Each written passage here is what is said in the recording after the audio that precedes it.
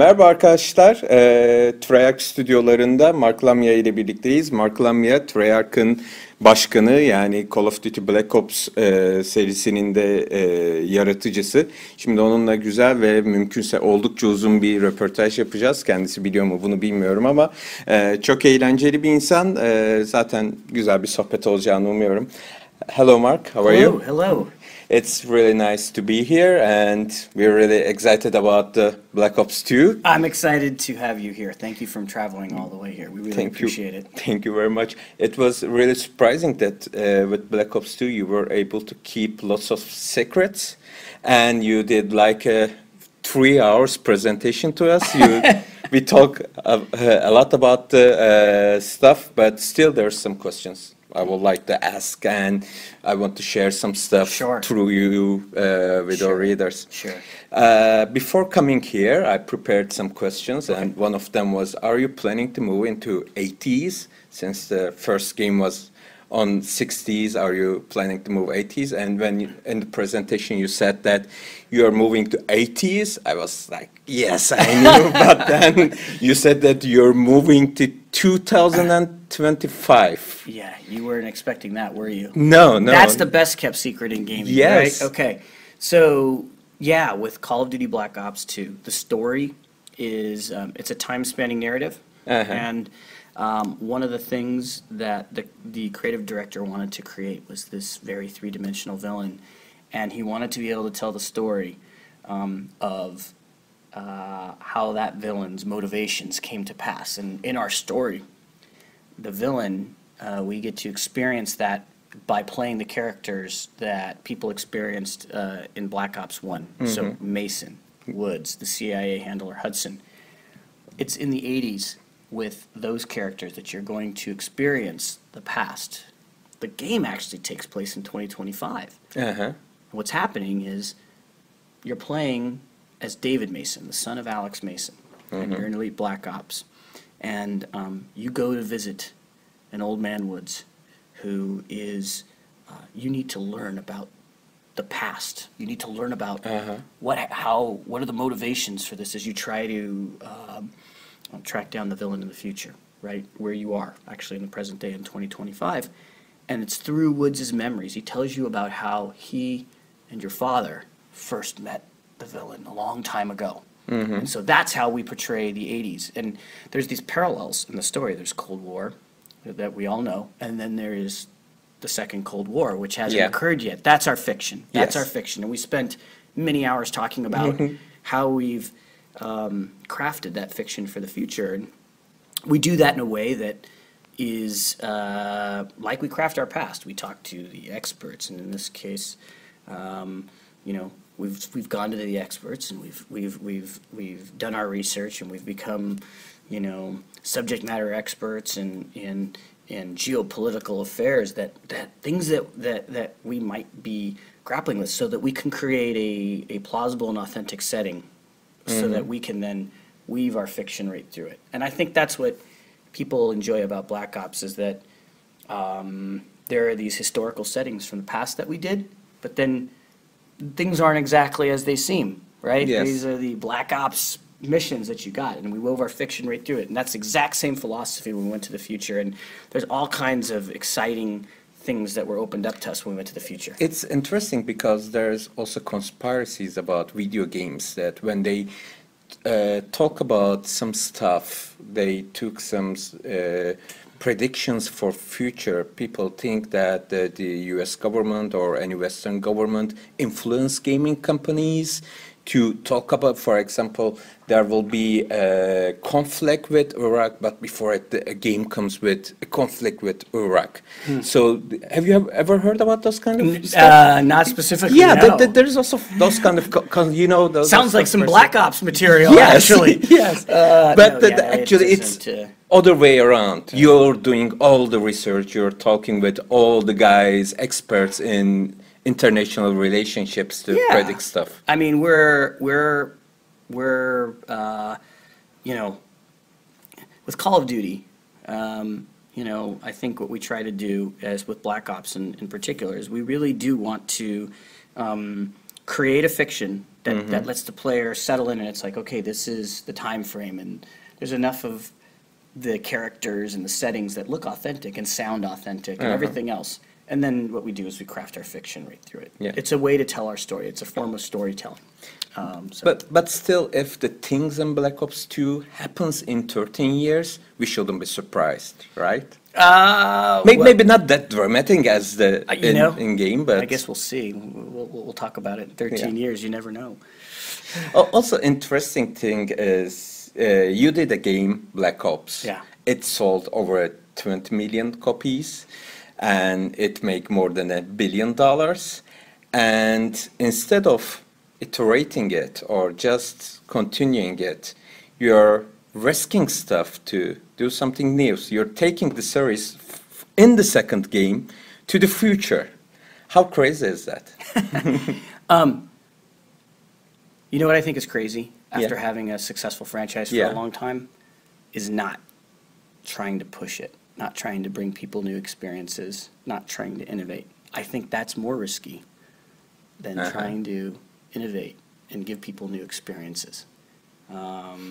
It's very difficult to do that because we have to sculpt new experiences, create, a new, entirely new fictions. But for us, that's the excitement. That's as creative people, that's what gets us excited to do it again.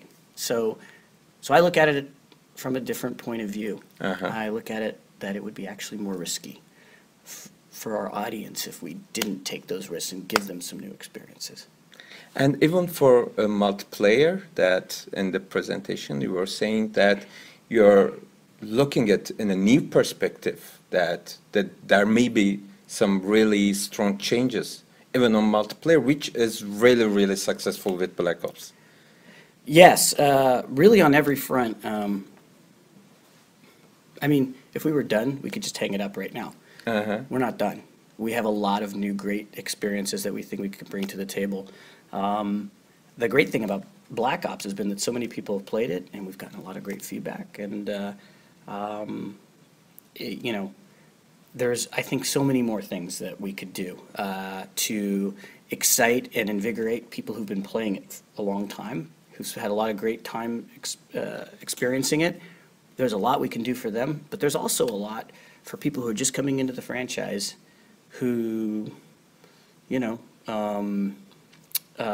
would like to have some great multiplayer experiences as well. So I think there's things that we can do on both fronts. And the guys are excited to do it. I give them a lot of credit, to your point.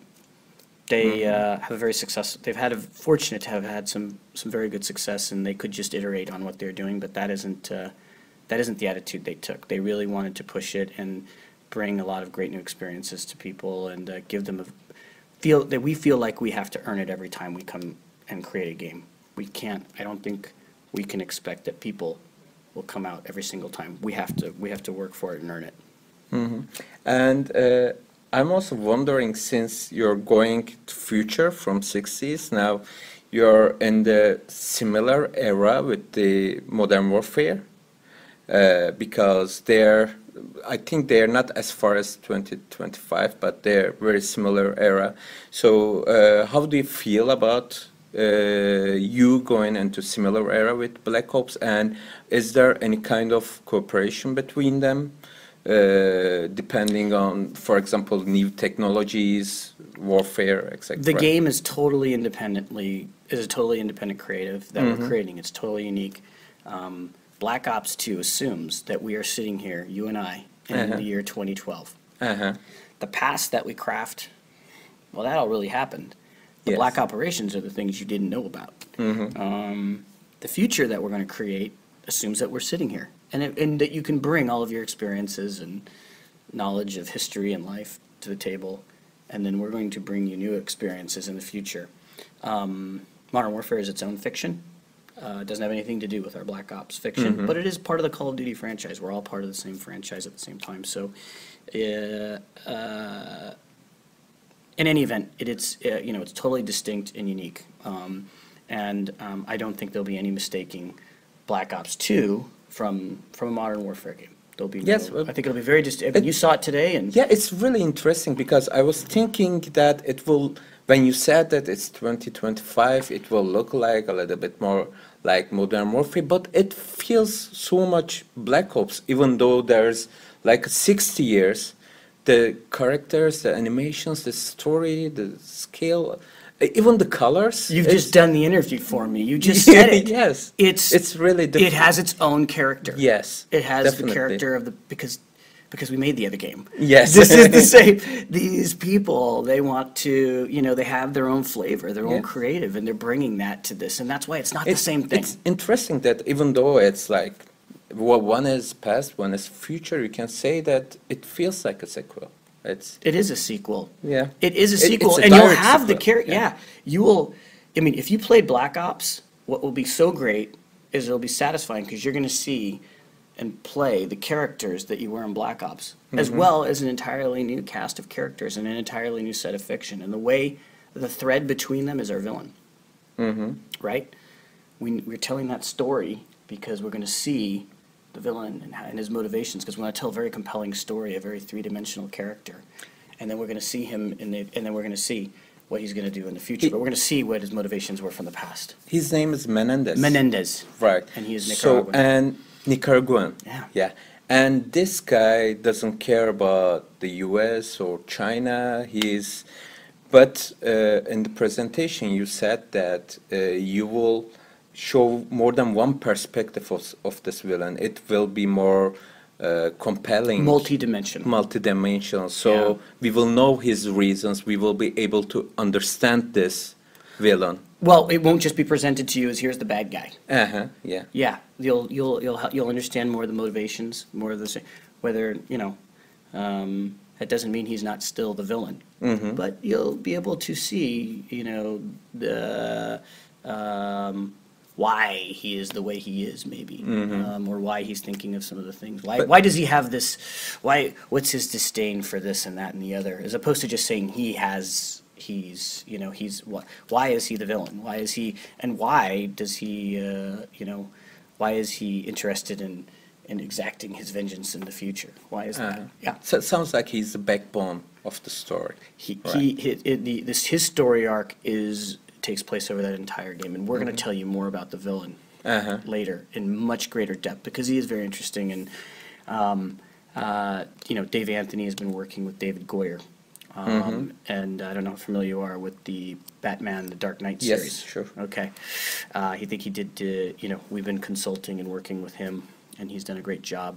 Dave Anthony is very interested in creating this character and making him a substantial character. Like you said, very Black Ops style, something for us to do, but more so. I think we did a good job exploring the characters, the heroes in Black Ops. But we felt like we wanted to do more on the other side as well. So also together with the bad guy, we see that we have a new main character, which is the son of Alex Mason, right? Alex So David Mason, you're Mason. playing the son of Alex So Mason in the future. he is a Black Ops guy too, right? Like his father, right? Yes, and also probably there will be, as you said, that the flashbacks when he talks with Woods, we will go to 80s, but all the 2025 parts we will be playing with Yes, David I Mason, mean, just one character. well, I didn't say that actually. Okay. You'll be playing as David Mason for sure, and you will also. There are these new missions that we're introducing, these Strike Force missions, where Yes. you're actually you will assume the role of a squad of Black Ops. There'll be these proxy wars that are going on out in the world, and you'll choose which one of these conflicts to enter into, and it's actually a choice event, which means that there's some nonlinearity now in the campaign, because your choice will mean that you're going to choose that you want to play this as opposed to this level, and you could actually win or lose that level, and the story will continue and branch appropriately. Now, my hope is that you'll want to go back and play some of those other levels, but you don't have to. You can just keep going and play play the game that way. And when you're playing that, you're playing an elite Black Ops squad. That isn't David Mason. Okay, but this Strike Force is interesting because you're using words like non-linear sandbox, Yeah. branching campaign. These Yeah. stuff are new for us in Call of Duty series. Yeah, they are. It's something we wanted to do, and that we spent a lot of time prototyping, and that we're excited about. It's going to make for entirely new gameplay experiences for people, and I think that's important, and I think players are going to enjoy it. Okay, so to make sure these are some kind of like side missions that you can choose to play, but when you play it, it changes the whole campaign, the story arc. Am I right? You've kind of got the idea. Yeah. Let me try and paint a little bit of a different picture. You have to go on one of these missions, Okay. but you have a choice Choose. about which one. Yeah. And that doesn't mean you're going to go revisit the other ones that you didn't play. Uh-huh. The story will move forward. These missions are the proxy wars that are occurring in the world in the Cold War, the Black Ops missions. And they will affect the geopolitical landscape. So, I showed you a level, Yes. a Singapore level, Yeah. where there was a conflict. Based on whether you have mission success or failure there, that will affect what's going on in the world, and the story will move forward. So in the level we see, we were trying to secure some points within the map, and we were using drones and a squad, and we were even able to not to play it at all on the ground, but from the Overwatch mod. That's right. Like a Yeah. commander. Overwatch, yeah. Overwatch Yeah, that's mod, right. yeah. And what other kind of missions, objectives in those? Is it just like There'll be securing? different. There'll be Yeah. different levels with Yeah. different objectives that you'll be able to play. You're going to get a debriefing, and you'll be able to choose which one of these missions you want to go Okay. on. Can you give You some got it. more You described it. example? You Yeah. described it really well, but I'll try and help because it's an entirely new game mode, right? You can play this mode if you play Call of Duty and you have your weapon and you play through Call of Duty. You could play this mode just like you play every other mission. You'd never have to change another character. You never have to go to any of these other modes. But that would just be scratching the surface of this mode. You can actually move between different members of the squad who have different weaponry. You can actually take over equipment on the battlefield. This is where the future is really, really, really fun from a gameplay point of view because there's a lot of really cool technology and for that, for us as game makers, that means there's new gameplay. And so that allows you to fly or drive some of the new weaponry on the battlefield. We can play with all the toys. You can play with all the toys, right? And then you can play in the Overwatch mode. You can actually play the entire level in Overwatch mode. You could command the battlefield. I like to use it in the way that you can command the battlefield. I set up my space, and then I move down to be the Black Operative on the ground that I want to play. And then when I really love to fly we have these quad rotors, and it's just fun. It's fun. It's a fun gameplay mechanic to play, and it's totally new and totally different than anything we've had in Call of Duty. So we're very excited about it. So in Black Ops, it's something personal that the only thing that irritated me was the chopper level where we fly this huge Russian helicopter. Russian Hind. Yeah, because it was too arcade. And for me, it was a little bit cheesy because I was keep being hit by rockets, but it was, I know that it's an action game and maybe it's supposed to be like that for most of the people, but it didn't work for me. So in this today in the demo, we've seen flying a very high-tech new, I think FA-38. Yeah, it's a vertical takeoff. Yes, plane. Future plane. Yes. Yes. Yeah. So, but it looked like that it's still the same basic mechanics, that something that anyone can operate and enjoy. Yeah, it's very there's a couple of different flight modes in there. Anyone who can play Call of Duty can play it. It's not a simulator.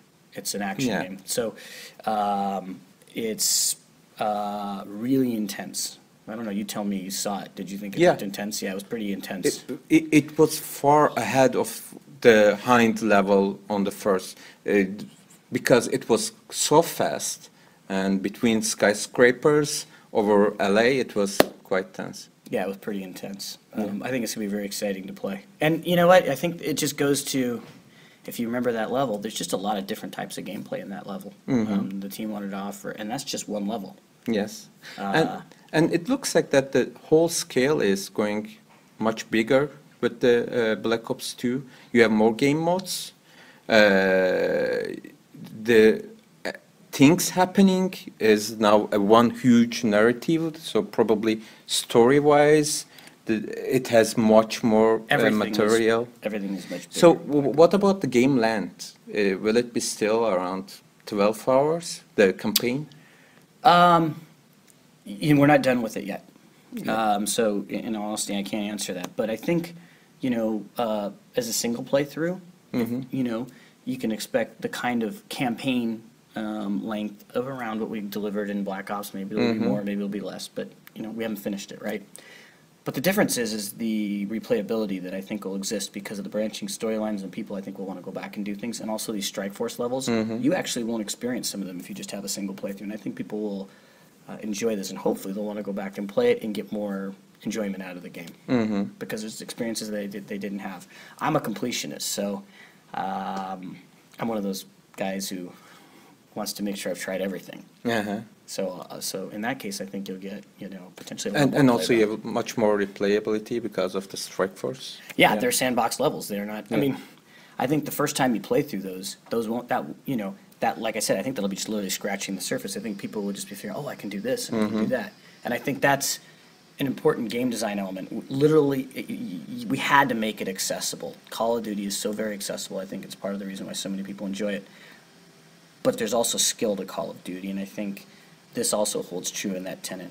You'll get more skilled and more, and you'll be able to take advantage of more things on the battlefield and have a good time with it. So.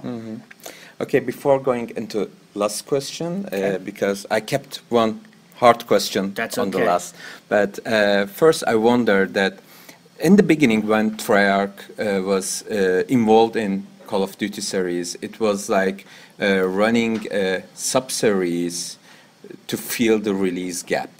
The first we think like that, but with World at War, you do something much more than this, especially on multiplayer, and with Black Ops, you just sold more than Modern Warfare, and now it's, I'm wondering that with the position you came with the Black Ops 2, it much more looks like that the series that Treyarch is running becoming much more important, the series Infinity Ward running, maybe at least in the same level. So is there any competition between the inside the Activision to those two streams to make it much more successful? Also, I'm wondering that do you think that Treyarch now is being seen as the major developer, one of the major developers for the series? Do you think that you are praised enough by the industry and press? I'm sure about the gamers because sales numbers shows that you are praised by the gamers, but by industry and press, do you think that the Treyarch gets the approval that the I can remember. No, I understand what you're saying. It feels to me like the press really does appreciate what how we've developed. They do appreciate, I think, the creativity and the ambition of this studio. I think they recognize it, and I think they showed that on Black Ops with us very much so, which is the last thing I can go off of. But I think it's also just important to note that this is a studio. This is a hardworking studio. Just because we had some commercial success with Black Ops, I think you have to go out every single time you make one of these games, and you have to earn. You have to earn it again. And that's so that's part of why you see this team really wanting to innovate and push the boundaries and take risks, because not only for themselves creatively, but they want to give an audience that's had so many great Call of Duty games made by us but made by other studios some new experiences, and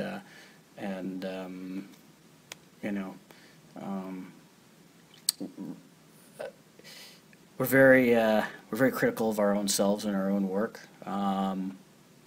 It's it's been a very intense development cycle for us, and we're just really excited about what we're working on. So I don't know. Hopefully you liked what you saw today. We're very proud of what we shared with you today. And hopefully you got a lot to tell your audience about. Yeah. And I'm looking forward to telling you guys more about the multiplayer and the zombies mode, because much like a lot of our game modes, we've only scratched the surface of telling you what Black Ops 2 is really all about. So we can say that the zombies mode, the multiplayer, and the campaign, they're all totally changed.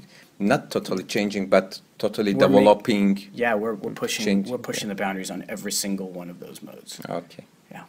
Okay, my last question. That's something that probably everybody in the industry trying to figure out. I'm trying it too, but I think it's really hard to comprehend as one person. But since you're in the core, in the middle of it, maybe you can answer.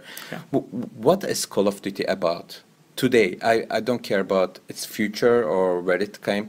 Today, where do you think that Call of Duty stands and what it's about? As a franchise? Yes, as the whole franchise. You know, I think we are a significant piece of entertainment and art for a lot of people. For a lot of people, this is something they spend a lot of their time enjoying and playing, as opposed to spending their leisure time doing other things. And so I hope it is, like I said, I hope it is both as a form of entertainment and an art form, something that is meaningful to people and that they enjoy their time with it. And hopefully we're bringing a lot of happiness to people who are doing this, who are playing Call of Duty, and we hope to be doing that for a long time to come. Yeah. Okay, thank you very much. Yes, Thanks for your absolutely. time. Okay. Thank you. Thank you.